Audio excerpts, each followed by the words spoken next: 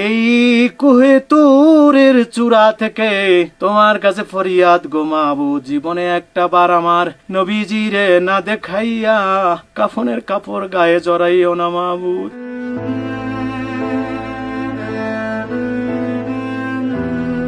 2014 সালের 27 আগস্ট, সেই ভয়াল কালো রাত। মানবতার শত্রুরা হায়নার রূপ ধরে হানা দেয় তার বাসভবনে।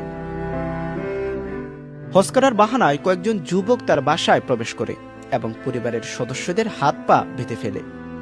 এরপর তাকে খাবার ঘরে নিয়ে গিয়ে নির্মমভাবে হত্যা করে। আমার মা কোন রকমে হাতের বাঁধন খুলতে পারে সামনে এসে মাঝখানের রুমে এসে দেখে যে আমার বাবা মাটিতে পড়ে আছে এবং তার গলায় মাথায় কাপড় পেঁচানো, শক্ত করে হাত পানি বাইন্দা ফালায় রাখছে।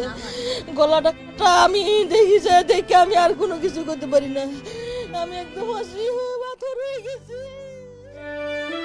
তার এই হত্যা ছিল মধ্যযুগীয় বর্বরতাকেও হার মানানো এক নৃশংস হত্যাকাণ্ড, যা দেশব্যাপী তার অনুরাগী ও দর্শকদের মধ্যে গভীর শোকের ছায়া ফেলে।